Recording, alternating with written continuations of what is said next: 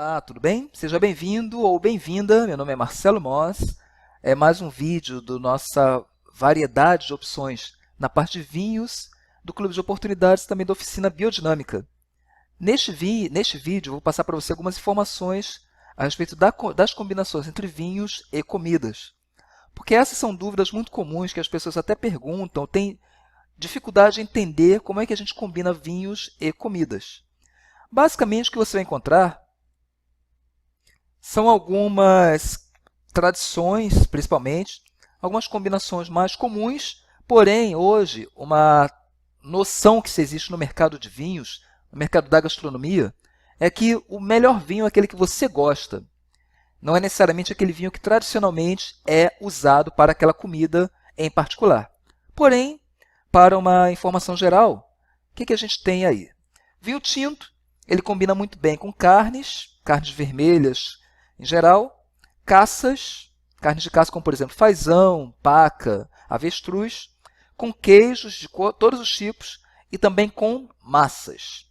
Ou seja, tradicionalmente você tem essas definições para o vinho tinto. Embora, o que acontece muitas vezes, eu, particularmente, quando eu tenho um frango, que também é uma carne, um frango com um molho branco, um frango com um molho de legumes, por exemplo, eu gosto muito de combinar com vinho branco. Um queijo branco, por exemplo, queijo Minas, ou uma ricota, eu também, particularmente, gosto de usar vinho branco. Marcelo gosta de fazer isso. Já queijos amarelos, que tendem a ser mais gordurosos, certamente o vinho tinto é mais indicado. Massas com legumes, geralmente eu uso vinho branco, mas tradicionalmente massas se usa vinho tinto. Então aí é uma questão realmente de gosto pessoal. Porém, tradicionalmente são essas combinações que a gente tem para o vinho tinto. Já no caso do vinho rosé, ele é muito versátil. Eu particularmente também gosto muito do vinho rosé, porque ele tem um pouco dos aromas e um pouco da tradição do vinho tinto, mas ele também combina a leveza do vinho branco, então ele fica no meio termo. Até porque na maior parte das vezes, o vinho rosé ele não é mistura de branco e tinto. Ele geralmente é feito com uvas tintas, porém que ficam pouco tempo fermentando com a casca. Então, ou seja, a uva é tinta, ela vai fermentar com a casca por um tempo e depois vão tirar essa casca. Então, a tonalidade do vinho vai ser rosé. E já o vinho tinto, ele fica fermentando com a casca o tempo todo. Então, aquela tonalidade escura das cascas vai para o vinho. Então, o vinho rosé ele tem essa vantagem, ele mescla as duas condições, tanto a leveza do vinho branco, quanto os sabores, os aromas, a complexidade dos vinhos tintos. Porém, ele é muito bom porque no Brasil, que a gente tem grande parte do ano clima quente, ele acaba sendo ótimo, porque você tem os sabores do tinto, mesmo no verão. Essa é uma das características. E você pode acompanhar com carnes, com molhos mais leves, por exemplo, molhos de legumes, massas, também eu gosto muito do vinho rosé para acompanhar massas, e sopas e cremes. Principalmente para esses acompanhamentos, o rosé é extremamente bem indicado. No caso do vinho branco, peixe e frutos do mar, para sopas também e para legumes. Na maior parte das vezes, você vai ter essas indicações para o vinho branco. Ao contrário do tinto, o branco não tem muita variação, não. Geralmente, para peixes e frutos do mar, a gente costuma usar realmente sempre o branco. Exceto bacalhau, que é um peixe mais complexo, muita gente gosta de acompanhar com vinho tinto. Até porque o bacalhau pede cremes mais fortes, mais encorpados, não é? Então, muitas pessoas preferem acompanhar bacalhau com vinho tinto. Mas, de modo geral, o restante, sopas e legumes, tende a ser o vinho realmente branco para acompanhar. Já os vinhos espumantes são aqueles que contêm gás, é um gás natural ou é um gás produzido artificialmente, acrescentado artificialmente ao líquido. Então, pode ser os espumantes, brie, que acompanha tudo, né? Vai desde os pratos principais até as sobremesas, desde os pratos salgados até pratos doces. É muito versátil nesse sentido. Tem o espumante demi-sec, que é o meio seco, que ele acompanha sobremesas, acompanha os doces e também os brindes. Se, por exemplo, você servir uma refeição inteira com vinhos, como por exemplo aqui a gente vê uma mesa montada, você tem aqui a taça de vinho branco, a taça de vinho tinto, a taça de água.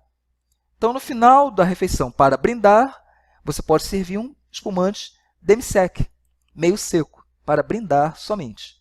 Ou no evento também, por exemplo, um lançamento de um produto, ou um casamento, Na hora do brinde, você pode usar então espumante demi-sec, que ele tem um pouquinho mais doce, que as pessoas aqui no Brasil gostam bastante, desse docinho das bebidas. Então, ele também agrada a todas as pessoas nesse momento. Já o Brut é mais seco, é bem mais seco. Ele tem pouquíssima quantidade de açúcar. Então, isso as pessoas não gostam muito aqui no Brasil desse tipo de bebida.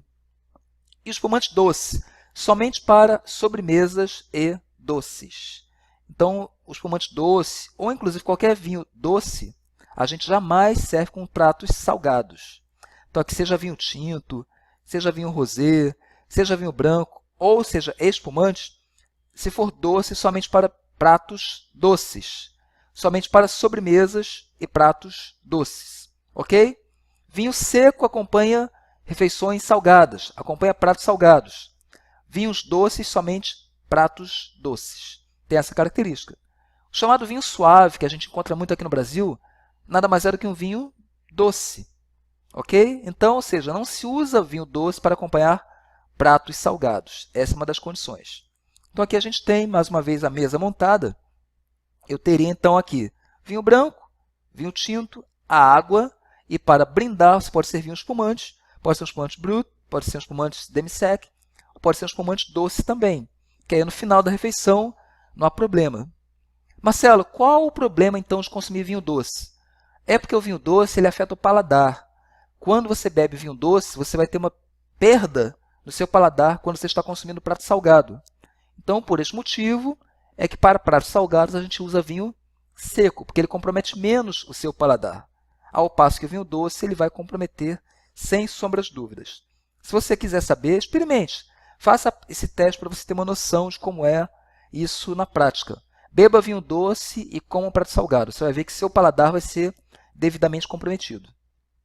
Como regra geral, você vai dos vinhos brancos para os vinhos tintos. Primeiro os brancos, depois os tintos. Primeiro os secos, depois os vinhos doces. Primeiro os vinhos mais leves, aqueles vinhos mais jovens, por assim dizer. Depois os vinhos mais marcantes, aqueles mais envelhecidos, aqueles mais fortes. Primeiro os aperitivos. Por exemplo, no começo da refeição, um espumante para abrir o apetite. Depois os vinhos principais. O vinho do Porto, por exemplo, é geralmente no final da refeição, porque ele é um vinho marcante, é um vinho forte. Então, por isso, você tem essa regra geral na hora de servir os vinhos, na sua refeição, nas suas reuniões, para você não ter erro nesse processo. Então, é isso. É muito simples, não tem grandes dificuldades, mas a questão de você acompanhar a comida com o vinho é nesse sentido. Tem as regras tradicionais, porém, cada vez mais as pessoas deixam que as pessoas usem os vinhos que lhes agradam. Logicamente, a regra que ainda permanece básica e importante é de que prato salgado, somente vinhos secos. Vinhos doces só acompanham sobremesas ou doces. Ou no final da refeição, se você quiser, também pode beber um vinho doce sem problema algum, porque a refeição já acabou, então isso não vai comprometer o seu paladar. No mais, vamos brindar a vida, vamos brindar a saúde e vamos brindar aos vinhos. O nosso vídeo encerra por aqui. Um grande abraço para você e até nosso próximo encontro. Saúde, mais uma vez.